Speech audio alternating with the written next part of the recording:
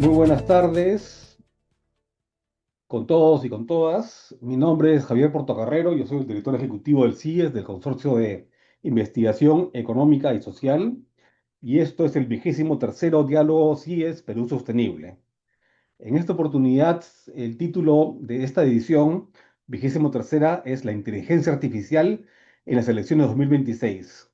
Dos puntos, aliada democrática o amenaza latente. Y este evento se inscribe dentro de nuestro proyecto Perú Debate 2026, que es un proyecto que estamos ya iniciando, pero que todavía no hemos hecho muy público, pero que pronto lo haremos. Y vamos a hacer ahí alrededor de una docena de documentos de política sobre diversos temas para el periodo 2026-2031, con tres objetivos. Uno es contribuir con los partidos políticos a nivel técnico, o sea, especialmente con las comisiones de plan de gobierno de los partidos. En segunda instancia, buscar aportar, mejorar la calidad del debate electoral. Y last but not least, el tercer objetivo es contribuir con información, con propuestas a las nuevas autoridades que vamos a elegir en abril y junio. Si es que hay segunda vuelta, lo cual parece ser obviamente el caso, ¿no? Entonces, en ese marco, digamos, este evento lo que pretende es un poco discutir el tema de la inteligencia artificial, cuál va a ser su papel en las próximas elecciones. Sabemos que la inteligencia artificial es la disrupción más grande, según, no lo digo yo, lo dice todos los grandes gerentes de las tecnológicas y es la más grande disrupción que ha habido en temas de tecnología de la información y las comunicaciones, ¿no? Y es un potencial enorme que tiene, tanto benéfico como, podríamos decir, incluso maléfico, ¿no? Porque hay muchos riesgos, ¿no? Incluso el grupo de los 20 planteó como uno de los 8 riesgos globales importantes el tema de la inteligencia artificial y su potencial disruptivo para la humanidad, ¿no? Es un riesgo para la humanidad. Entonces, en el caso específico del tema electoral, hemos visto pues que la inteligencia artificial en las elecciones pasadas en Estados Unidos, recordarán ustedes, hubo un video alterado con la imagen de Kamala Harris que parecía hablar y haciendo afirmaciones que en realidad nunca fueron ciertas, ¿no? Y eso se acordará un poquito, esa frase atribuida a Goebbels, ¿no? Miente, miente que algo queda, ¿no? Y Goebbels, como ustedes saben, fue el ministro de propaganda del régimen nazi de Hitler, y ellos montaron pues un aparato de propaganda inmenso con la tecnología de esa época, pero imagínense si tuviéramos un Goebbels o a un pupilo pequeño como Montesinos fue en su época, el día de hoy, y tuviéramos pues un montón de inteligencia artificial interviniendo en la campaña, sería pues algo muy peligroso, ¿no? Pero por otro lado también puede ser algo muy benéfico para hacer, por ejemplo, fact-checking, controlar a los candidatos, los discursos, etcétera, desde el punto de vista de sociedad civil y organización. Entonces también puede cumplir un rol muy beneficioso. Hemos dividido el presente diálogo en tres bloques. El primero es un poco revisar el panorama local y regional. Siempre es bueno tener experiencias de otros lados. El segundo, un poco los riesgos y desafíos que enfrentamos. Y el tercero es las oportunidades, ¿no? Los dos últimos más centrados en el caso peruano y el primero, el Perú, más la problemática regional.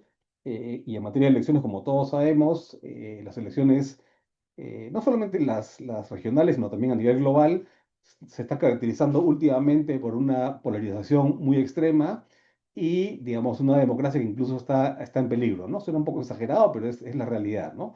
Lo hemos visto incluso en Estados Unidos, que es un país con más de 200 años de tradición democrática, lo hemos visto en Turquía, lo hemos visto en Italia, lo vemos en Alemania, lo vemos en todos lados en realidad, ¿no? Entonces, esta polarización disminuye un poco la preponderancia que ha tenido el centro durante décadas y el orden de la posguerra, ¿no? Entonces, hay pues una serie de aspectos que hay que analizar y nuestro panel nos va a ayudar en esa tarea, ¿no? Entonces, quiero presentar brevemente al panel. Eh, Cada uno de ellos va a tener 3 minutos en cada uno de estos tres bloques que les he mencionado. con algunas repreguntas de mi parte.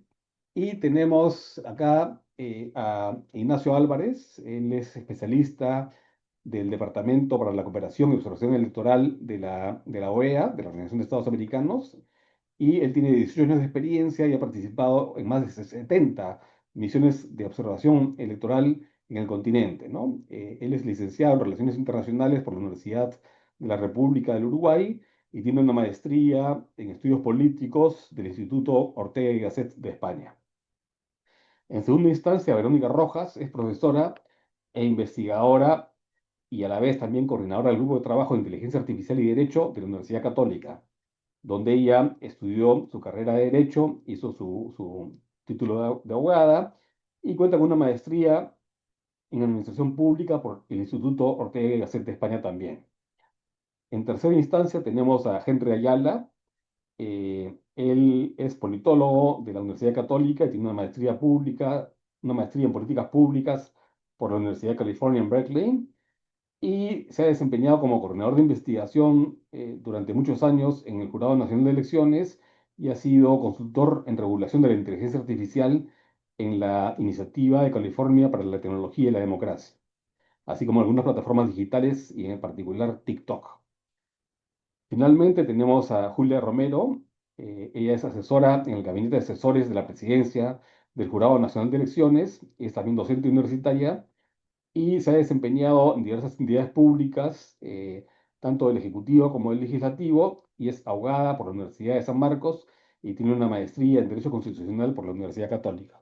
Entonces tenemos un panel de lujo y yo agradezco a los cuatro panelistas por su presencia, participación y insights. Y entonces empecemos por el primer bloque, ¿no? Que como les decía es un poquito el panorama local y regional. Y ahí un poco las preguntas son de qué manera la inteligencia artificial ha influido en los procesos electorales y en la formación de opinión pública en el Perú y en la región. Y vamos a darle la palabra a nuestros cuatro panelistas. Yo les pediría, por favor, que sean muy respetuosos del tiempo. 3 minutos, por favor. Y empezamos, como les dije, en el orden que les he mencionado, con Ignacio Álvarez. Ignacio.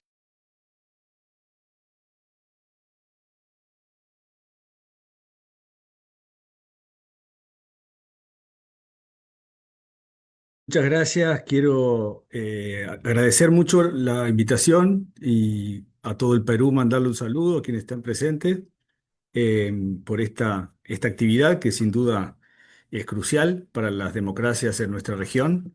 Voy a dar una perspectiva más regional. Mi trabajo en la observación electoral y en la cooperación electoral en la OEA. Hemos realizado desde 1962 más de 330 misiones de observación electoral en el continente y por supuesto que las últimas de ellas, en los últimos 5 años, hay elementos novedosos de elecciones, como puede ser los temas de campaña, desinformación y desafíos que involucra a la sociedad, a los votantes, pero también a las autoridades electorales, a la sociedad civil, y por eso el esfuerzo que hace la CIES en esta actividad la saludamos mucho. Para iniciar, quiero referirme al título de la consigna, ¿no? Hoy, inteligencia artificial en elecciones, si es una aliada o una amenaza. Creo que acá la pregunta también refiere a un polo, si uno u otro, y creo que los dos se tiene una mirada desde ambas perspectivas. Porque puede ser una aliada democrática, puede ser una aliada para mejorar procesos, para ayuda a la logística electoral, a la revisión documental, por ejemplo, de inscripción de candidaturas, que sé que Perú está implementándolo para estas elecciones, según la información que trascendió en prensa. También mejora gestiones de procedimientos internos en los órganos electorales, permite crear contenidos más fáciles de poder difundir información verídica hacia los votantes, genera una cercanía más directa también entre las candidaturas y las distintas propuestas con los ciudadanos, si es que es bien utilizada. Fortalece también la información desde analítica, el mundo académico que puede procesar datos e informaciones de manera más rápida. Eh, Permite también identificar rápidamente información falsa y poder detectar cuáles han sido de repente también las campañas coordinadas que intentan difundir sobre algún tipo de mensaje que pueda dañar el ecosistema de una elección. Entonces, por un lado, se ven aliadas democráticas, elementos que se pueden trabajar y de hecho más adelante les voy a comentar en qué estamos trabajando para apoyar a instituciones. En el caso de Perú también hemos trabajado con la OMPE y con el Jurado Nacional de Elecciones, pero también hay amenazas latentes, hay amenazas que hoy nos preocupan a varias instituciones y a la ciudadanía en general. Amenazas como crear contenidos y la evolución tan vertiginosa que hay en la creación de aplicaciones que hoy producen texto, producen videos, producen audios, que hace unos años o pocos meses atrás uno podía detectar con simple hecho analizando determinados rasgos de estas producciones cuáles eran verdaderos o cuáles eran falsos. Hoy en día la evolución y el nivel técnico con cuales se crean estos instrumentos, estos videos y estas informaciones falsas son muy difíciles de detectar. Y yo me pregunto aquí también eh, ¿cuántos nos sentimos que somos vulnerables a ser influenciados sobre un video o un audio? Y tal vez alguien se siente que no, pero los hechos y y los indicadores señalan que todos somos vulnerables ante los eh, posibles elementos que se crean con inteligencia artificial para en definitiva, en el medio de la discusión pública, tratar de segmentar el electorado y tratar de influenciarlo negativamente. Ahora, yo creo, sí, me parece importante reflejar que de nuestro trabajo que hemos realizado en terreno podemos detectar tres grandes ideas que me parece que son claves, que con la inteligencia artificial hoy está pasando. La Un comunicación minuto, política, Ignacio, sí, un minuto, te sí. queda un La, minuto. la comunicación política cambió, la comunicación política hoy es más accesible, menor producción, más económica, más directa, más creativa.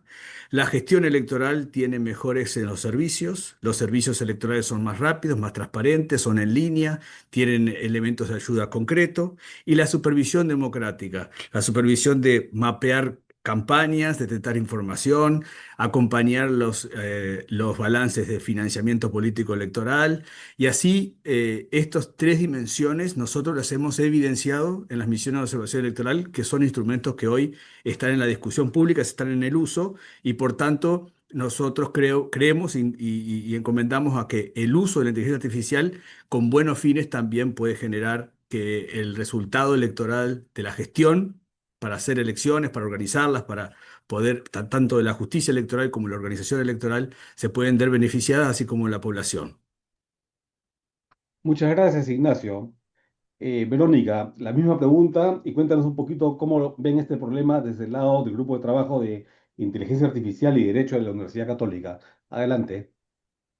Sí. Muchísimas gracias, Javier, y también a Jocelyn por la organización y porque haya una organización de la sociedad civil que esté tomando cartas en el asunto y poniendo el foco en algo que nos debe interesar a todos, porque, como sabemos, la democracia es extremadamente sensible a la información. Y actualmente vivimos en una era de la posverdad, en la cual la inteligencia artificial ha ayudado a la difusión y diseminación de información que no necesariamente es verdadera o corresponde a la realidad.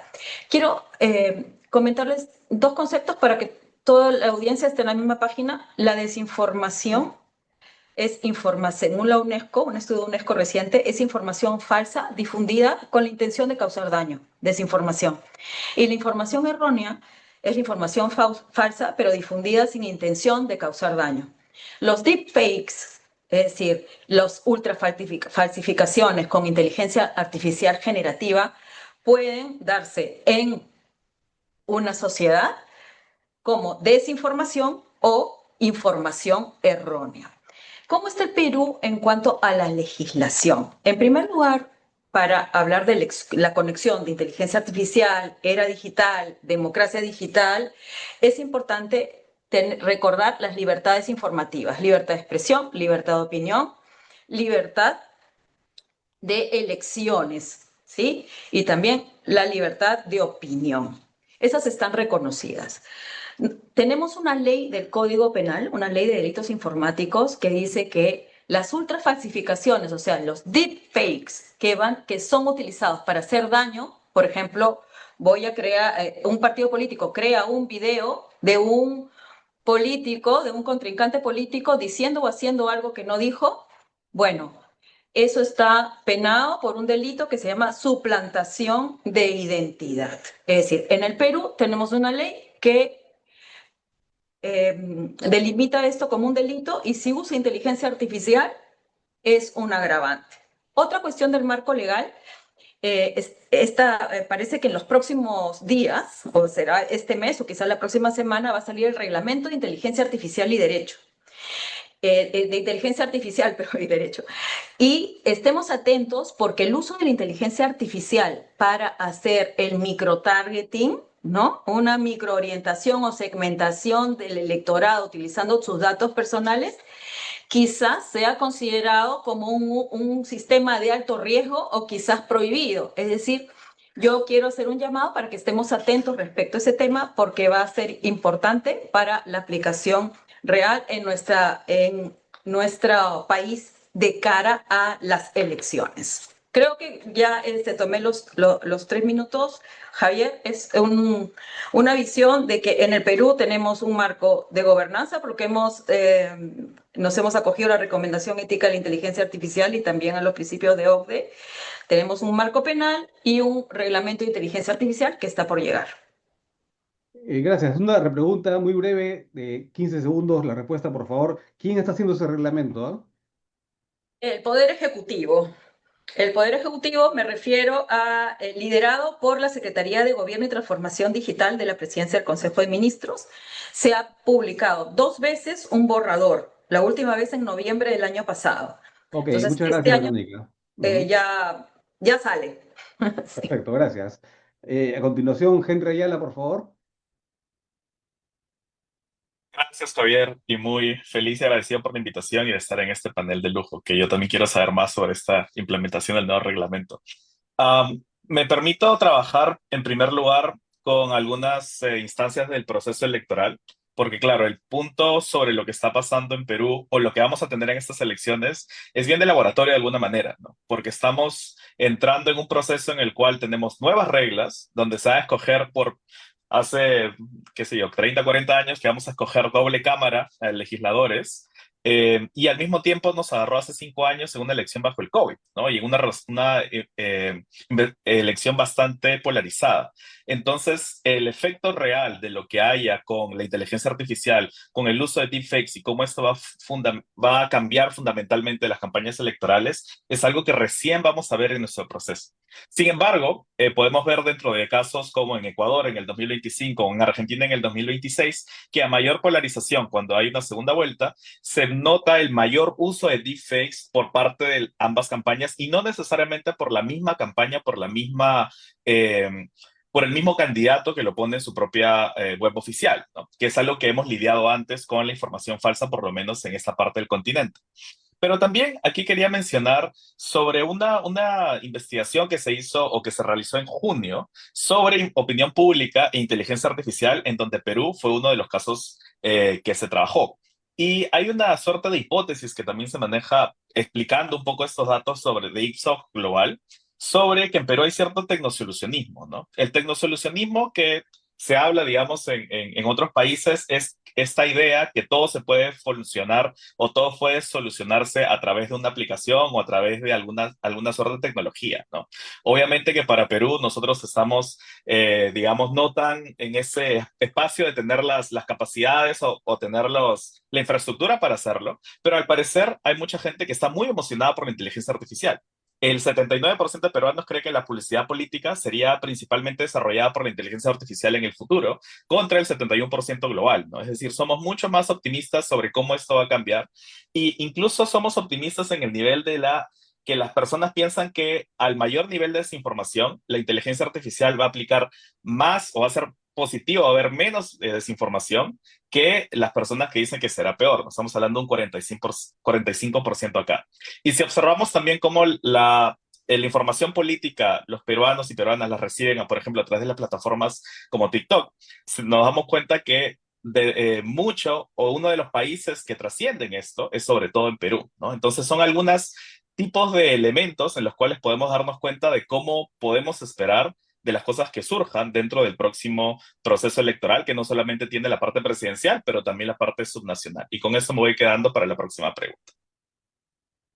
Muchas gracias, Henry. Y tenemos ahora a Julia Romero. Adelante, por favor, Julia. Sí. Muchas gracias, Javier. También reiterar el agradecimiento por la invitación y ser parte de este espacio. Me gustaría abordar estas consultas en dos puntos, básicamente. El primero, describir lo complejo que va a resultar el proceso electoral del 2026.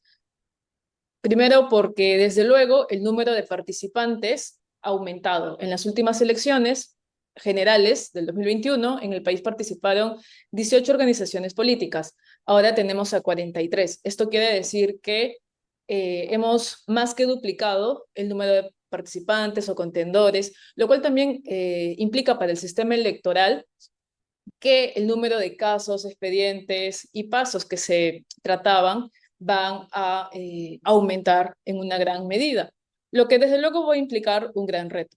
A esto además se suma también que en el 2026 no solamente en el Perú se van a elegir a la plancha presidencial, congresistas o representantes del Parlamento andino, sino que también vamos a ser parte de las elecciones regionales y municipales. Entonces, para el sistema electoral, vamos a estar cerrando la primera vuelta seguramente y a la par vamos a estar en la etapa de inscripción de los candidatos para las RM. Entonces, son dos procesos. Ante ese panorama, por ejemplo, en el Jurado Nacional de Elecciones, en esta gestión se visoró con esta nueva herramienta de la inteligencia artificial qué pasos o qué etapas podían ser de alguna manera optimizadas con el empleo de la inteligencia artificial. Y desde esa perspectiva, claro, en la etapa de calificación de solicitudes de inscripción de listas y fórmulas de candidatos, es en donde se tomó la decisión, se podía emplear. De hecho, ya en una marcha blanca, esta institución ha aplicado para ver de qué manera se puede optimizar en la práctica esta herramienta. Y, por ejemplo, a modo de datos, una calificación de un expediente que podía demorar 4 horas ha podido ser reducida a 26 minutos, ¿no? Como mínimo. Lo cual, claro, advierte que existiendo una etapa que era quizá de calificación, de mero contraste, podía ser reducida con el empleo de la IA. Ahora, desde luego que pueden existir quizá algunos visiones respecto a cómo es que estamos utilizando la inteligencia artificial. Y acá el Jurado Nacional de Elecciones ha sido muy enfático en señalar que el empleo de la inteligencia artificial siempre va a estar acompañado de una supervisión humana, siguiendo los estándares del derecho comparado y del derecho internacional, ¿no? En donde esta supervisión humana es la garantía que la ciudadanía va a tener en este proceso electoral de que se está optimizando procesos, la gestión de estos procesos, pero que a la vez, claro, no estamos dejando de lado una obligación o deber que tenemos como institución. Pero eso no es todo, también estamos pensando aplicar esta inteligencia artificial en otras etapas, lo cual ya voy a comentar finalmente en el tercer bloque. Muchas gracias. Muchas gracias, Julia. Y nos movemos un poquito al segundo bloque, que son los riesgos y desafíos. Y hemos tocado algo de esto en este primer bloque, pero en tu caso, Ignacio, que has tenido pues más de 70 misiones de observación electoral, cuéntanos un poquito en las últimas misiones en las cuales has participado, en las cuales conoces. ¿Cómo has visualizado? ¿Cuáles son algunos ejemplos concretos y específicos? Si puedes mencionar los países mejor. Si no los puedes mencionar, entenderemos la necesidad de borrar la reserva. Pero, ¿cómo ha sucedido esto en la práctica en algunos casos que tú has visto en los últimos años o meses? Gracias, Javier.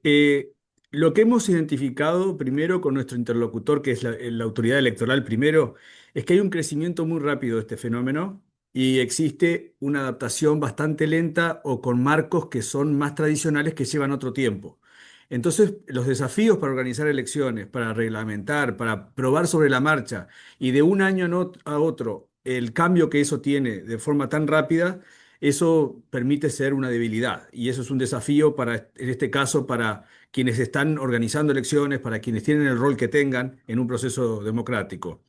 Hemos visto también el uso de inteligencia artificial, por ejemplo, en hacer debates presidenciales cuando no hay debates, presentan las ideas y hacen avatares y han hecho desde cosas originales de esa manera, o también periodistas han utilizado para tratar de cubrir su identidad y dar información veraz y tratar de proteger la identidad de los periodistas, dar la información y crear contenido bueno a través de la inteligencia artificial. Hay distintos focos para analizar este tema. Hemos visto muchísimas iniciativas. Yo creo que todavía existen algunos desafíos que tienen que ver con la desinformación, es cómo preparar equipos. No es tan fácil solamente detectar o saber que existe desinformación. Hoy en día la manipulación de elecciones está asociada y está probado que está asociada con una guerra cognitiva. Hemos tenido bastantes iniciativas internas nuestras para evaluar este tema. La vulnerabilidad cognitiva ocurre cuando se produce un fenómeno, se trata de hacer un daño y a través del daño después manipular a un cierto sector. Y eso hoy la inteligencia artificial permite más rápidamente crear ese tipo de ecosistemas, de contextos. La opacidad tecnológica. Perdón, no tenemos claridad cómo se procesan realmente los datos y quiénes toman y cómo toman decisiones.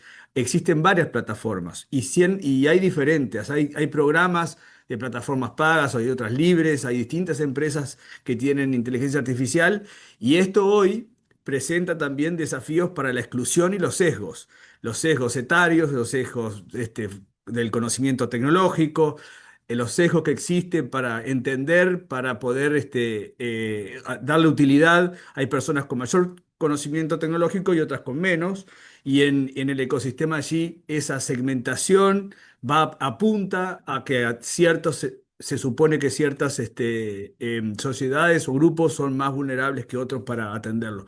Hemos visto de esto de distintas maneras, ejemplos miles. Em, ¿Qué pasa con la inclusión, los temas que tienen que ver con la decisión del voto? Bueno, las narrativas de cohesión social son historias que se marcan en este proceso narrativo y lo que hace es, en definitiva, que la prensa, las redes sociales y uno tenga que estar con agencias de verificación y fact-checking cada vez más activos para poder tener planes de comunicación enteros. Voy a nombrar un par de ejercicios que a veces no ocurren. Se identifica una noticia falsa inmediata y lo que primero se dice, ya hemos puesto una comunicación en Twitter o en X, que ahora antes Twitter, y resulta que hoy la irrupción de los influencers y gente que tiene muchísimos seguidores, la capacidad de acceder es mucho mayor que hasta incluso órganos electorales. Entonces, ¿qué necesario es en el desafío? Unir esfuerzos, crear procedimientos. Hay ya hoy desafíos que son atendibles. Obviamente que hay elementos que todavía van a ser muy necesarios, como la parte del marco regulatorio y el marco internacional de la justicia y la libertad de expresión, que son debates muy profundos, pero sí hay otras cuestiones operativas. Crear protocolos claros de uso, tanto internos institucionales como en procesos de campaña. ¿Qué sucede en el financiamiento político electoral? Tenemos financiamientos y acceso a medios de comunicaciones tradicionales, pero en las redes sociales y en la elaboración de contenidos y en el uso de otros instrumentos, hoy tal vez primero es difícil de fiscalizar y por otro lado también es un desafío crear marco normativo justo que refleje equidad en la contienda. Entonces, abarca varios elementos, no es simplemente visto, y creo que es un error solamente mirar la inteligencia artificial desde el foco de la comunicación política o simplemente desde el foco de la desinformación. Esto abarca, sí, desde procesos judiciales hacia el marco normativo, pasa por la inclusión, pasa por el ejercicio del voto, digamos, elementos positivos también. La biometría hoy evita la suplantación del voto para que una persona no vote dos veces. Bueno, es un ejercicio positivo de la inteligencia artificial, de cómo se pueden utilizar los datos de manera organizada y de manera técnica positiva. Entonces, creo que ya hay ciertos consensos que me parece importantes mencionarlo y que Un hay que adaptar el minuto, marco. Ignacio, un Es minuto. importante adaptar los marcos que tenemos de funcionamiento, operativos, protocolos y además reglamentación interna, pero también estar abiertos a que estos se puedan reformar porque el crecimiento sigue siendo bastante. Garantizar transparencia y supervisión humana en todo lo que respecta a inteligencia artificial.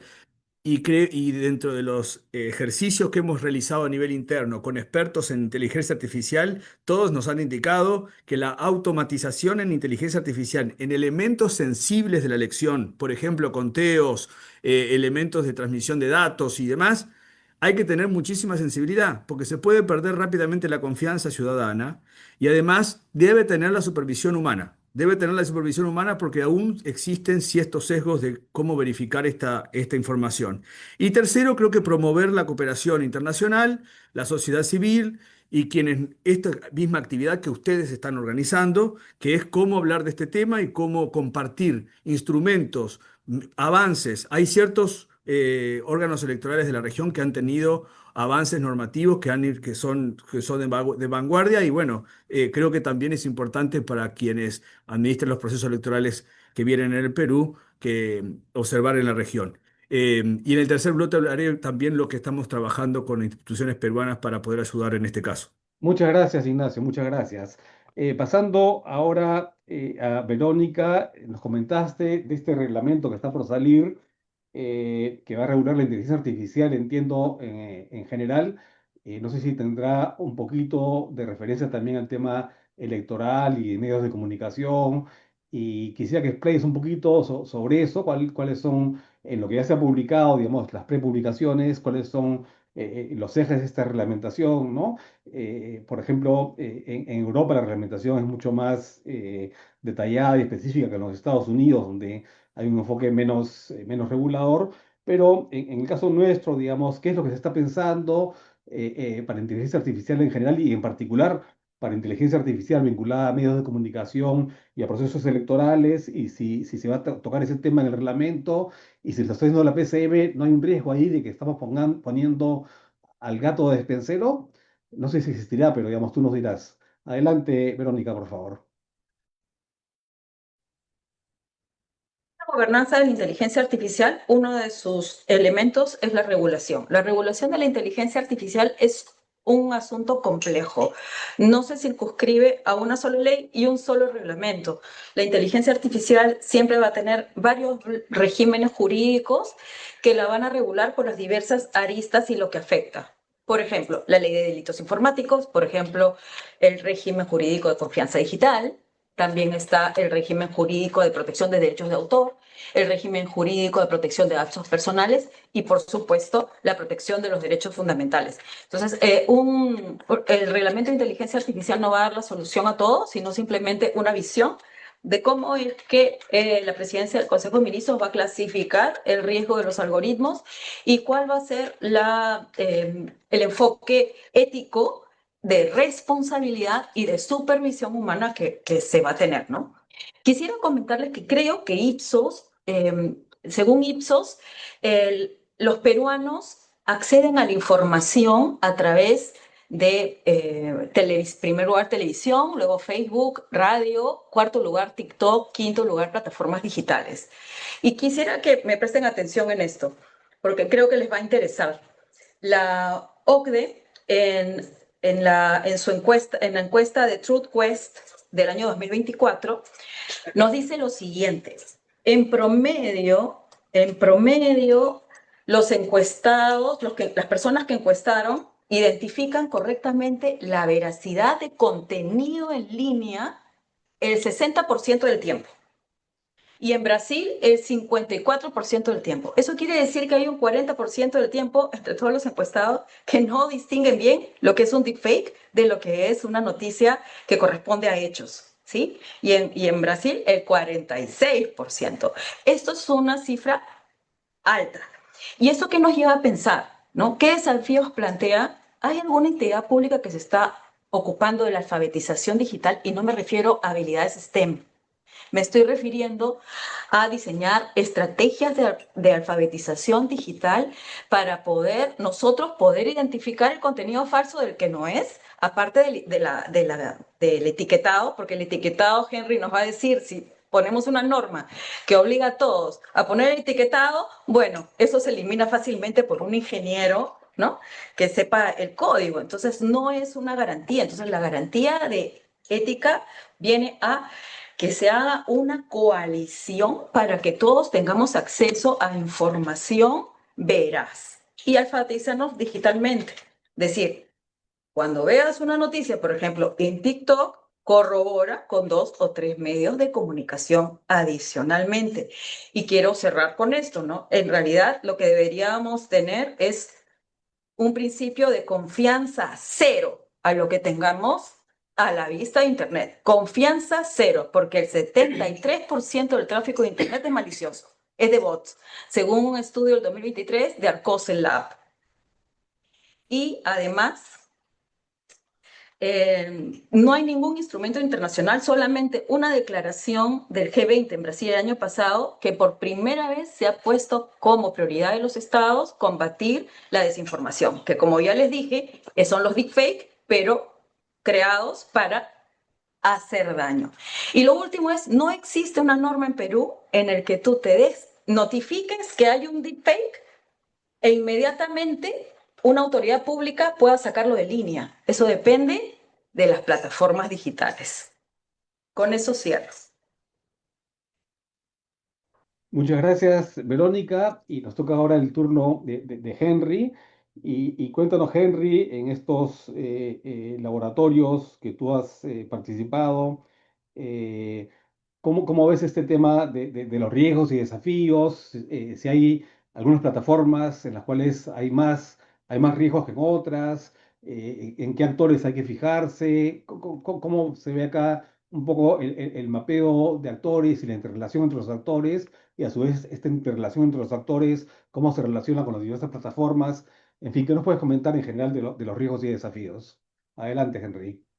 Sí, perfecto. Y justo era algo lo que iba a mencionar ahora, porque tal como dijo Ignacio, hay diversas maneras en ver los impactos de la inteligencia artificial. Uno lo puede ver en base a la inteligencia artificial como la creación de contenidos que es más fácil, como hacer deepfakes, por ejemplo, o hacer casos como las robollamadas que ocurrieron en Estados Unidos durante las primarias, o incluso deepfakes días antes de la elección, como pasó en el caso de Eslovaquia en el 2024. Hemos visto los impactos que tiene esto directamente en otras elecciones, pero otra forma que usualmente no se habla mucho es la inteligencia artificial como aceleradora de estos contenidos, ¿no? Y creo que es al punto al que iba Verónica en cómo las recomendaciones algorítmicas de las plataformas también están generadas o tienen mayor potencia a través de la inteligencia artificial, ¿no? Esto ha funcionado a través de Machine Learning, a través de modelos LLM desde hace mucho tiempo, pero ahora, claro, puedes ver cómo, por ejemplo, en Meta o en Instagram hay ya como sistemas de inteligencia artificial que no solamente funcionan para los algoritmos, sino también están dentro de la red social, ¿no? Es decir, te describen o te hacen un resumen, por ejemplo, de cuáles son los comentarios o cuál es el tono de los comentarios que tú ves en Facebook, por ejemplo. Entonces, a veces se nos olvida o se nos escapa el hecho de que esto también es interacción de inteligencia artificial entre las personas y que ya cada vez se está normalizando más porque ya ni siquiera puedes ver en qué momento te están poniendo la inteligencia artificial o en qué momento no. Lo que sí me gustaría también mencionar es nuevamente el contexto particular de Perú, ¿no? Por ejemplo, hay un estudio que se publicó hace unos años sobre la importancia de WhatsApp y la mensajería encriptada dentro de nuestro sistema o nuestro contexto latinoamericano, ¿no? El tema con WhatsApp, y claro, muchos de ustedes habrán recibido no necesariamente un deepfake, pero alguna información que tiene muchos reenviados dentro de sus grupos, ¿no? Este tema viene dado que son mensajería encriptada, que uno no puede hacer una moderación de contenido sobre ello justamente porque la propia empresa tampoco sabe cuál es el tipo de mensajes que se están relacionando por ahí, ¿no? Entonces, mucha de la desinformación o muchos de estos posibles deepfakes pueden hacerse a través de estos grupos de WhatsApp de tu familiar, de tu grupo de universidad, etcétera, etcétera, y a veces nunca salen a la superficie donde un fact-checker o donde o los medios de comunicación pueden falsearlo o no, ¿no? Entonces también ese es un tema que es bien particular de nuestro contexto latinoamericano, ¿no? Sin hablar también de la brecha de digitalización, en donde, claro, algunas, en particular algunas poblaciones están mucho más o pueden caer mucho más en estos temas porque, claro, el servicio de mensajería por WhatsApp te genera menos coste de banda ancha que otros mecanismos para hacer fact-checking. Por ejemplo, fact-checking viene por una página web, no necesariamente por la mensajería instantánea. Entonces, ahí siempre hay muchas cosas que ver, ¿no? Hablamos también del microtargeting en la publicidad, ¿no? Y eso tiene que ver no solamente con qué cosas puede motivar la inteligencia artificial para poder hacer y llegar más fácil a las personas a las que quieres llegar, pero también en cómo está funcionando esto, ¿no? Si es que hablamos de algunas redes sociales que son más específicas, Verónica lo mencionó, Facebook se está utilizando mucho, sobre todo en las comunidades, en los grupos de Facebook, en donde circula mucha desinformación, pero también en TikTok, porque claro, el algoritmo funciona en base a las cosas que tú le estás, que tú lo estás mostrando, ¿no? Para este caso, por ejemplo, el tema del financiamiento público también es un gran tema que ahorita lo vamos a revisar, ¿no? Por ejemplo, el caso de Rumania, que pasó hace unos meses, en donde la Corte Constitucional mencionó de que había interferencia por parte de publicidad engañosa a través de influencers dentro de Rumania, que fue todo este escándalo hizo de que la Corte Constitucional haga de que el proceso se vuelva a repetir de nuevo, ¿no? Entonces hay muchos, no solamente peligros, pero desafíos que se tienen que ver desde una manera legal para tener la normativa establecida, de una manera política también, porque nosotros en Perú tenemos pactos éticos electorales y en estos pactos éticos electorales desde el 2022 se establece el uso responsable de inteligencia artificial, ¿no? Entonces, tiene que ver no solamente con cuáles son las sanciones económicas para las personas que lo utilizan, sino también cómo motivamos esa confianza que tienen que tener las organizaciones políticas con su electorado para poder brindar la información política necesaria. Y tercero, también tiene que ver con la veracidad y la honestidad, ¿no? Se habla mucho en este contexto de inteligencia artificial de lo que sería el dividendo del mentiroso, ¿no? Es decir, si es que puedo decir que cualquier cosa es inteligencia artificial, entonces cualquier cosa que yo haga puedo decir, ah, no, eso es IA, ¿no? Entonces no, eso no ocurrió, ¿no? Eso yo no dije eso, ¿no? Eso no salió en un audio. Entonces hace de que haya menos accountability para las personas. Y en un proceso como el que vamos a tener nosotros, que como ha mencionado Julia, va a ser complicado, va a ser engorroso, va a tener muchos nuevos pasos de información electoral sobre ello, es algo donde tenemos que tener mucho más énfasis, no solamente en cómo funciona la tecnología, pero cómo esta tecnología va a tener un impacto dentro de nuestra sociedad. Muchas gracias, Henry. Y Julia, tú nos mencionaste varios desafíos para el caso peruano centrado en lo que es la fragmentación, la cantidad enorme que hay de candidaturas. No va a haber más de 10.000 candidatos ahora en las elecciones nacionales y pocos meses después va a haber mucho más aún en las elecciones regionales y municipales. Entonces, ¿cómo ves tú el tema de riesgos y desafíos? Tanto para las nacionales como para las regionales. ¿Hay alguna diferencia entre ambas? Digamos, ¿cuáles son los principales issues, los principales problemas que ustedes avisoran en cada una de las elecciones? Y, digamos, no, ¿cómo van a solucionarlos? Es una pregunta muy difícil de responder a estas alturas, donde no sabemos mucho de quiénes van a ser finalmente los candidatos, pero ¿cómo se avisoran, digamos, algunos lineamientos, algunos caminos para enfrentar estos desafíos? ¿No? Adelante. Sí, muchas gracias, Javier.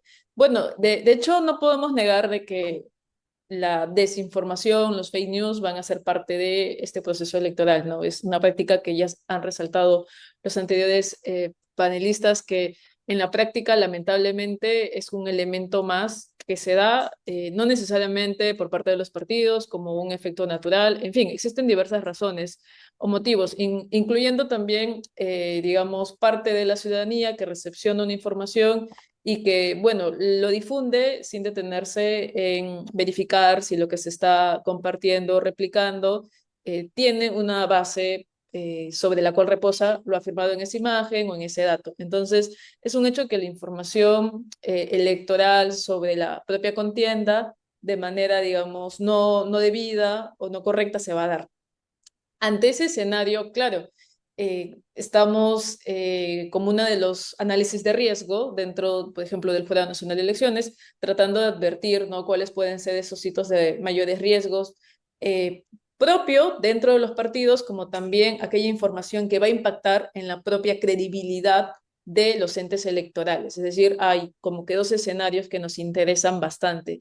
En el primero, porque mucha información no real, no verdadera, puede también implicar aparentemente alguna infracción a la normativa electoral. Entonces, ese gran número de contenido por el número de participantes, y claro, porque ahora la inteligencia artificial está más al alcance de la ciudadanía, ¿no? Si bien hay una gran brecha digital o una desigualdad, como se ha mencionado en nuestro país, el acceso, incluso ya de plataformas no pagadas, va a facilitar la creación de estos contenidos. Entonces, ¿qué es lo que hemos desde esta institución visto a bien? Claro, nuevamente se ha activado el comité fact-checking, esta práctica también que existe en el derecho comparado, es un comité que todos los días hace una verificación de la información que está circulando para tratar de aclarar aquella que finalmente no es correcta. Pero además de eso, también estamos repotenciando el trabajo de campo a través de la difusión de los pasos que debe de seguir la ciudadanía para hacer este contraste. Esto segundo puede parecer una tarea quizá de largo trazo, largo camino, sobre todo considerando que somos un país en donde hay 27 millones de personas que vamos a votar. Entonces, estamos tratando de advertir una estrategia, ¿no? Hemos empezado por los periodistas. Ahorita tenemos diversos equipos, por ejemplo, ahora uno se encuentra en el norte del país, en donde estamos capacitando a los periodistas, que son un medio para la difusión de diversos contenidos. Entonces, es un reto, la verdad, para las entidades electorales, el de alguna manera enfrentar esta problemática de la desinformación. Por ahora hemos empezado, como comento, con el tema de los comités electorales, esta difusión sobre la desinformación, pero claro, acá quizás ya adelantar, ¿no? A comparación de otros países, quizás en el país, en el Perú, no existe una normativa específica que pueda regular estos actos que finalmente impactan en el derecho de información de la ciudadanía. No hemos optado por ese modelo. Existen otros países que, por otro lado, son incluso más punitivos que otros sistemas. Habría que ver, ¿no? Desde luego, dentro del sistema electoral o dentro de la propia del Congreso de la República o de los organismos competentes, qué medidas hay que tomar. Lo estamos evaluando acá en el Jurado Nacional de Elecciones para luchar contra esta desinformación, ¿no? Es lo que por ahora puedo comentar. Muchas gracias, Julia. Y pasamos un poco ahora a la tercera sección y último bloque, que es el tema de las oportunidades, ¿no? Entonces hemos visto que hay una serie de riesgos, pero también, digamos, la inteligencia artificial abre pues una serie de oportunidades, ¿no? Puede servir para modernizar el patrón electoral, optimizar la logística, hacer auditorías posteriores a las elecciones. Entonces, bien usada, la inteligencia artificial también puede ayudar a hacer las elecciones más transparentes, eficientes, justas y confiables, ¿no? Entonces, la pregunta en este bloque es, ¿cuál es el potencial de la inteligencia artificial en favor de la democracia, ¿no? ¿Qué medidas podemos adoptar para aprovechar estos potenciales beneficios y traducirla en reales contribuciones? Entonces, con esa pregunta en mente, nuevamente, Ignacio, por favor, 3 minutos. Bien, voy a iniciar esta última parte sobre qué visión tenemos desde hoy y qué es lo que estamos realizando concretamente. En particular, estamos recolectando evidencia desde las misiones de observación electoral, viendo los marcos normativos regionales. Hicimos un taller regional que invitamos a todas las autoridades electorales del continente. Fue a puertas cerradas. Invitamos también a Harvard, a Ottawa, Complutense en Madrid, a IFES, Microsoft. Y lo que hicimos con estos representantes expertos, lo organizamos nosotros en OEA, fue hablar sobre distintas dimensiones de este asunto y se llegó a estos consensos que hoy mencionaba anteriormente. Primero, analizar los marcos normativos y ver, identificar y dimensionar en distintas disciplinas qué es lo que ocurre con la inteligencia artificial, no como un único elemento. Creo que lo mencionaba muy bien Verónica y Julia más temprano.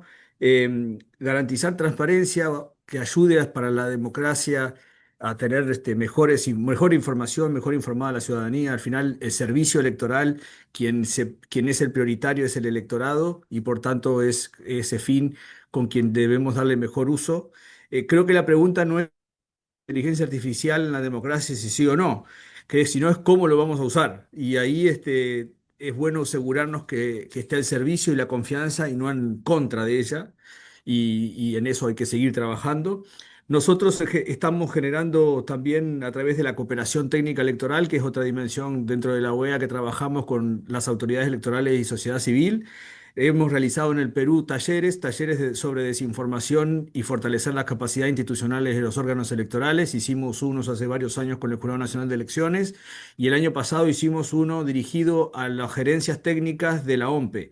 Lo que trata de hacer es explicar a distintos niveles técnicos dentro de la institución electoral qué es la desinformación, qué elementos existen, qué herramientas tenemos. Además, invitamos a agencias como Chequeo Argentina, que es nuestro socio para poder también difundir buenas prácticas en esto, y le brindamos herramientas de inteligencia artificial para identificar audios cuando son falsos, identificar videos, para ver también cómo armar un plan de comunicación efectivo y eficiente, cómo armar juntas y crear alianzas con otras instituciones y actores del proceso electoral, y a través de eso generar un taller que permita tener un producto técnico ya para implementarse en las elecciones. Entonces, eso lo hemos realizado, lo seguimos realizando y creo que esas son iniciativas que estamos haciendo en distintas partes del continente y en Perú en particular lo hemos realizado. Sobre ¿qué otros elementos? De nuevo, la gestión electoral se puede ver beneficiada. La lucha contra la desinformación es compleja porque sí, hoy es difícil detectarla por los seres humanos. Se necesita inteligencia artificial para detectarla. Incluso hay un estudio en Harvard que dice que aún cuando se identifica la noticia falsa y es ya refutada, hay gente que continúa creyendo que la noticia falsa era verdadera y sigue creando, lamentablemente, haciendo efectos. Y ayuda también a la participación ciudadana y cómo crear una mayor posibilidad de encontrar datos, contenidos y elementos que permitan tener una mayor transparencia y confianza en los procesos electorales. Es un escenario que no hay que mirarlo con elementos de catástrofe, sino que usarla en favor positivo. Y en aquellos que genera daño, bueno, allá hoy hacía un análisis bastante amplio, Verónica, sobre la posición jurídica de distintos instrumentos que existen. Y el aprendizaje, vivimos una sociedad de evolución y el aprendizaje de lo que deje la elección o cómo se vaya transitando, creo que es importante. Nuestra cooperación internacional con el proceso electoral peruano va a estar también de apoyo y esperamos también que estas preocupaciones que se tengan se trabajen en la mejor medida para asegurar elecciones justas, equitativas y la participación de todos en este ecosistema que hoy domina en cierta parte la discusión pública en los procesos electorales. Muchas gracias, Ignacio. Pasamos ahora a Verónica. El tema de las oportunidades, particularmente en el caso de las universidades y la academia. ¿Cómo ves tú, Verónica, el uso de la inteligencia artificial para contribuir a procesos electorales más transparentes, justos y eficientes? Y muchas gracias. Quiero tomar lo que dijo Ignacio. Ellos tienen unos kits de tecnología para poder identificar los deepfakes y la UNESCO también tiene esos kits. Entonces, ojo, Jurado Nacional de Elecciones, de repente pueden hacer algunas alianzas por ahí porque ya existen estos algoritmos, porque es así, es como el juego del gato y el ratón. Pero es de inteligencia artificial versus inteligencia artificial. Y ahora con inteligencia artificial, agentes de inteligencia artificial o la inteligencia artificial agéntica, esto se vuelve un poco más, más sofisticado y acentúa el desafío, ¿no? Nuevamente quiero puntualizar lo siguiente, es alfabetización. Alfabetización digital, y perdonen que repita, no enseñarnos a programar con Python ni enseñar a las niñas y niños y adolescentes en el colegio. Yo me refiero a la alfabetización digital en la cual nos van a enseñar lo que estamos conversando, va a ser transmitido a otras personas. ¿Para qué? Para que ellas mismas sean sus propios guardianes de la información a la que van a acceder para poder tener un voto consciente y un voto informado, porque los seres humanos somos seres emocionales, entonces más nos interesa, ¿no?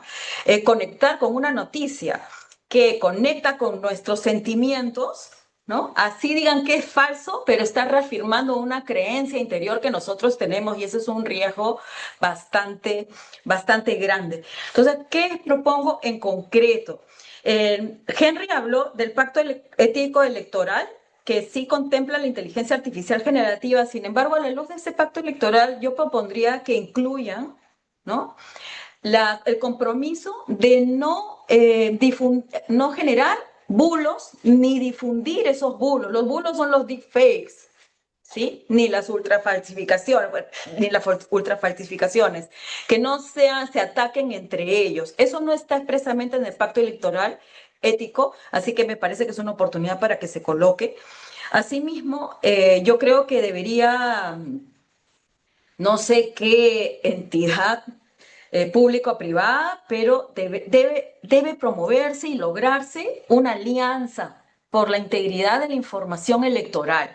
Existe una coalición internacional por la integridad de la información en las elecciones, promovida por la UNESCO. Hagamos una aquí en Perú, ¿sí? Y el Jurado Nacional de Elecciones o los poderes electorales podrían brindar a través de tecnologías de inteligencia artificial curadas, certificadas por ellos, información oficial de los planes de gobierno para los diferentes zonas de la población, ¿no? Para las diferentes elecciones, me refiero, porque hay generales, de Senado, diputados, etcétera. Esas son las oportunidades que yo veo para complementar este marco ético y sobre todo que nos forme para que nosotros seamos nuestros propios guardianes, porque van a haber guardianes en el Internet, en la ciberseguridad, en los sistemas, pero nosotros mismos tenemos que saber discernir qué es una información que responde a hechos y cuál es una información falsa destinada a hacer daño.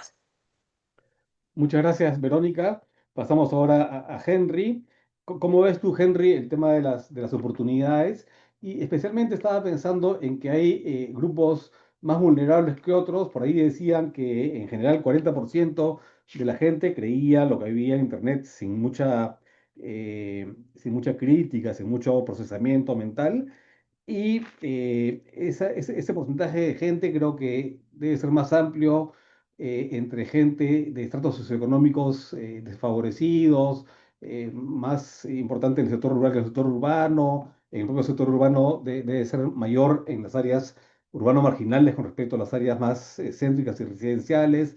Entonces, en el caso de estos grupos que son más vulnerables, ¿qué oportunidades nos ofrece la inteligencia artificial para precisamente atacar eso que comentaba ahorita Verónica sobre ir contra los bulos y los deepfakes, ¿no? Adelante, Henry. Sí, justo pensando en cuáles las poblaciones que podrían ser más beneficiadas con ello. Hay un caso positivo que pasó en India, que es que mucho el uso de inteligencia artificial fue hecho para poder traducir lo que decía un candidato para poder llegar a otros espacios, porque claro, en India es un país con muchas lenguas en el mismo momento, ¿no? Creo que también uno de los alcaldes de Nueva York o de alguna de las partes de los estados de Estados Unidos lo utilizó para traducir alguna de sus mensajes en español o en chino o en algunas otras comunidades que tenían ahí, ¿no? Entonces, en ese tema, el uso de poder mostrar al candidato o la candidata, poder traducir en diferentes idiomas, sobre todo en espacios como la Sierra o la Amazonía peruana, creo que puede ser un mejor momento para poder llevar más información sobre sus propuestas o incluso las propias entes electorales, ¿no? Y aquí creo que va lo positivo sobre la inteligencia artificial, ¿no? Que creo que da un mayor acceso a la información, sobre todo cuando tienes un gran número de información que no está, digamos, ordenada con una base de datos, ¿no? Entonces, por eso los chatbots gubernamentales han sido uno de los principales aciertos en muchos de los países, y esto viendo democracia no solamente como elecciones, sino también como igualdad de oportunidades para acceder a la información y para también tener la mejor información para votar, ¿no? Y en eso, por ejemplo, algo que siempre veía cuando estábamos en el Foro Nacional de Elecciones es que las hojas de vida, claro, tienen un límite legal de información que se puede requerir de los candidatos, es decir, su información más demográfica, más sobre sus bienes y rentas, pero claro, o sea, recuerdo que en el 2021 mucho de lo que se hacía, ya lo que nosotros también hacíamos en la Dirección de Educación, era cotejar los candidatos, ¿no? Para que tú puedas decidir mejor. Pero obviamente sabemos de que esta información es limitada, ¿no? Porque no todas las personas pueden cotejar entre ellas. Este candidato tiene más estudios, este candidato tiene menos dinero. Hay muchas otras variables cualitativas que este cotejamiento estadístico no ayudaba a reproducir ello, ¿no? Entonces, una de las propuestas que yo tengo para la sociedad civil es poder hacer una suerte de chatbot, una suerte de repositorio en la cual hay la información cualitativa de las actividades de los congresistas que están postulándole, que van a postular a diputados o senadores, de sus intervenciones en medios, de lo que han hecho en las alcaldías, ¿no? Toda esta información puede llegar a un mejor puerto a través de un sistema en el cual se pueda generar información más transparente para el ciudadano, para que se pueda utilizar no solamente el ciudadano directamente, sino los intermediarios como los medios de comunicación, sociedad civil o medios de comunicación más locales, ¿no? Para tener un repositorio, digamos, de quiénes son las personas y tener una hoja de vida como una hoja de vida viva, podríamos decirlo así. Para no solamente quedarnos en las elecciones generales, y Julia lo exclamó bastante bien, el periodo subnacional también es un tema que va a ser bastante importante, como les digo, por estas poblaciones más diversas que podemos tener en ciertas partes del país, pero también por la transhumancia electoral del voto golondrino, ¿no? Por ejemplo, sé que en Colombia se está utilizando la inteligencia artificial para la depuración y fiscalización de los padrones electorales para prevenir de que haya cambios de domicilio fraudulento en estos casos, ¿no? Entonces, eso también, la inteligencia artificial nos puede servir para trabajar en estos puntos, pero al fin y al cabo, creo que estoy de acuerdo con lo que mencionaban la mayoría del panel sobre la educación cívica digital, ¿no? Y acá también hay una suerte de pacto ético que también se realizó, pero en Panamá, que tiene que ver ya no solamente con las organizaciones políticas, sino también con la ciudadanía en general, ¿no? En una manera de lo que mencionabas, ¿no? De lo que hacer, tener como guardianes de la democracia, guardianes de la desinformación y todos firmar este pacto ético para poder ser buenos ciudadanos y ciudadanas en las plataformas en las que habitamos dentro de Facebook, dentro de TikTok, dentro de Instagram, etcétera, ¿no? Porque creo que, por ejemplo, acá va a ser muy importante el papel de los influencers, ¿no? Ya estamos viendo tanto los servicios de stream, los servicios de influencers, en estas programaciones que se dan en directo, ¿no? En donde ya cada vez más generan una mayor masa de personas, sobre todo jóvenes, que creo que van a tener bastante importancia dentro de los procesos electorales, ¿no? Y si no damos ese mensaje de que ustedes también son importantes para preservar un proceso democrático claro y directo, necesitamos también poder acogerlos, no solamente de entre cómo se están utilizando estos mecanismos tecnológicos, pero también quiénes los están utilizando y cómo podemos tener un ecosistema digital mucho más positivo. Porque al final es la idea sobre incentivar los beneficios de la inteligencia artificial. Acá necesitamos todo el apoyo que se requiera, no solamente para la democracia, pero también para el desarrollo de nuestro país, pero mitigando sus riesgos para dar la impresión y para dar la transparencia necesaria para saber que el futuro será mejor de lo que tenemos ahora. Muchas gracias, Henry. Y por último tenemos ahora a Julia. ¿Cómo ves tú, Julia, esto de las oportunidades, tanto para las elecciones nacionales de abril y de junio, como para las regionales y municipales? Eh, y en particular, digamos, no sé si han pensado en establecer algunas alianzas entre el Estado, la sociedad civil, el sector privado para aprovechar la inteligencia artificial en beneficio de la democracia. Por ejemplo, esto que comentaba Henry, ¿no? La necesidad de un escrutinio a los candidatos es especialmente importante en estas épocas donde hay tanta, pero tanta penetración de economías ilegales en la política, ¿no? Entonces, ¿cómo podemos imaginar una colaboración entre el Estado, la sociedad civil, cooperación internacional, los medios, para contribuir pues, con que la inteligencia artificial nos ayude a fortalecer la democracia? Adelante, Julia. Bien, bueno, es un hecho, ¿no? Que lo tecnológico de manera general va a ser un gran reto en este nuevo proceso electoral. El día de hoy estamos hablando de inteligencia artificial, pero también comentar en este espacio que además de la IA, que es algo que se está imponiendo. Normativamente, por ejemplo, en este proceso vamos a tener el voto digital, ¿no? Que seguramente en otro espacio se va a poder comentar. Entonces, no solo son reglas nuevas, sino que también son estas herramientas tecnológicas nuevas que vamos a tener que aplicar o con las cuales vamos a tener que interactuar. Y desde la perspectiva de la inteligencia artificial, Javier, desde luego que el Jurado Nacional de Elecciones está buscando espacios para que su uso sí tenga un impacto positivo en el proceso electoral y con ello, finalmente, en la democracia. Ya hemos mencionado su implementación en la labor de la calificación de candidaturas, ¿no? Esto es algo muy positivo, pero te comento, en el jurado existe, en efecto, a razón de este nuevo fenómeno o esta nueva realidad, un equipo de inteligencia artificial, un equipo técnico encargado de este tema, que ha sido el responsable o el encargado de entrenar a la inteligencia artificial que se va a usar y que va a estar operativa 24 horas en esa etapa. Ahora, en esa oportunidad del entrenamiento se advirtieron, por ejemplo, que se podía generar, y de hecho esto ya ha sido también anunciado, un buscador inteligente de la jurisprudencia del Jurado Nacional de Elecciones, ¿no? Que es una herramienta que ahorita se está desarrollando. Existen resoluciones que se emiten por los jurados electorales especiales, que son las primeras instancias en esta jurisdicción electoral, pero también la del Pleno, que es la segunda instancia. Entonces, se está desarrollando este sistema para que se permita acceder de manera más fácil, sencilla a la jurisprudencia. Y esto, claro, con un impacto positivo en la sociedad. Finalmente, los criterios o las interpretaciones de este órgano electoral van a ser difundidos en mayor medida y eso nos parece algo muy importante. Segundo, otro tema nuevo en este proceso electoral es el tema del recuento de votos. El Congreso de la República, a inicios de este año, ha aprobado un proyecto de ley que establece el recuento de votos cuando del cotejo en los jurados electorales especiales se vaya a declarar nula el acta observada.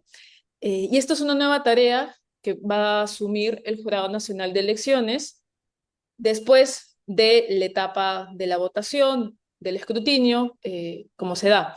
Entonces, también desde el Jurado Nacional de Elecciones, con el equipo de IA, estamos viendo de qué manera, claro, se puede mejorar estas etapas utilizando la inteligencia artificial, porque finalmente es una herramienta que puede reducir etapas o tiempos, pero claro, siempre advirtiendo la supervisión humana como acabamos de mencionar. Entonces, es un reto, estamos viendo estas oportunidades para en qué medida la inteligencia artificial puede coadyuvar a las labores y obligaciones que tiene el Jurado Nacional de Elecciones, pero todo esto siempre con los espacios de transparencia que se van a tener que dar y desde luego con el aseguramiento de la supervisión humana. Ahora, como bien señalas, también otro espacio que se puede explorar y de hecho también se está advirtiendo es el tema de la información ciudadana, ¿no? Existe mucha información por la gran cantidad de candidatos que van a ser, alrededor de 10.000 candidatos en diversos cargos, plancha presidencial, Congreso de la República, Parlamento andino, e incluso, ¿no? Que la ciudadanía puede entender las nuevas reglas para acceder al Congreso, que como bien han comentado, ahora va a ser bicameral. Entonces, nosotros como institución tenemos Voto Informado, es una plataforma que va a estar próximamente a disposición de la ciudadanía con toda la información de las personas que van a postular, pero claro, también se va a evaluar en su momento de qué manera, por ejemplo, información como el de los planes de gobierno puede ser más accesible con el empleo de estas tecnologías. En definitiva, es un reto, los tiempos son cortos, pero los esfuerzos del jurado como institución en este sistema electoral peruano se están encaminando a usar la inteligencia artificial como una herramienta positiva en este quehacer. Bueno, muchas gracias, Julia. Y con esto estamos terminando prácticamente el evento de hoy día. Queremos agradecer a Ignacio Álvarez de la OEA, también a Gerardo Icaya, que iba a ser también ponente ahora, pero que por razones de fuerza mayor no pudo venir, pero ha estado recontra bien representado por Ignacio. Gracias Gracias. también, Verónica, del Grupo de Trabajo de Inteligencia Artificial de la Católica, a Henry Ayala, que ha sido muchos años coordinador de investigación en el Jurado Nacional de Elecciones, y a Julia Romero, que es parte del gabinete de asesores. También queremos agradecer a Eder. Adelante, por favor. Muchas gracias. Quiero Que iba a ser también el ponente original, pero también por razones de agenda no pudo venir, pero estuvo también magníficamente bien representado. Y vemos pues que en realidad no extraño estar en los zapatos del jurado porque es un proceso bastante complejo, ¿no? 10.000 candidatos, probablemente una cifra entre 30 o alrededor de 30 partidos o algo más. Entonces, y si tenemos 10.000 candidatos y cada uno hiciera, digamos, algún tipo de labor de difusión con inteligencia artificial, ojalá que fuera con buenos y sanos propósitos, pero no siempre es así, lo sabemos. Entonces hay muchas ocasiones en las cuales eso no se va a dar. Y para hacer, digamos, un tamiz, un deslinde de qué es lo real y qué es lo falso y cuáles son las intenciones de desinformación explícitas y malévolas. Es una tarea pues titánica en el contexto que vamos a ver en abril y en junio. Y ahí creo que las alianzas entre el jurado, la academia, la sociedad civil, los medios, el sector privado y la cooperación internacional son algo fundamental, ¿no? Y en ese contexto es que nosotros estamos impulsando nuestro proyecto Perú Debate 2026, que buscamos, pues precisamente, como les comentaba, hacer una contribución positiva, tanto con los partidos a nivel técnico, como con el debate electoral para mejorar su calidad, y finalmente con las nuevas autoridades entrantes, tanto del Ejecutivo como del Legislativo 2026-2031, ¿no? En un contexto en el cual el Perú, digamos, está creciendo, para el estándar de América Latina está creciendo relativamente bien, 3,5%, pero para lo que es, digamos, los precios actuales del cobre y del oro, estamos creciendo a la mitad de lo que deberíamos, ¿no? Entonces, el factor que está restringiendo ahorita la inversión privada y el crecimiento económico es precisamente esta fragmentación, esta polarización política, que esperemos se resuelva positivamente con las elecciones de abril, y en esa tarea de tener, digamos, unas mejores autoridades, tanto en el legislativo como en el ejecutivo. Creo que todos debemos cooperar y hacer estas alianzas, Estado, sociedad civil, cooperación, academia, sector privado, medios, para impulsar precisamente eso. Entonces, muchas gracias nuevamente con todos ustedes y a todos los participantes, y nos veremos en una próxima oportunidad. Muchas gracias. Hasta luego. Gracias.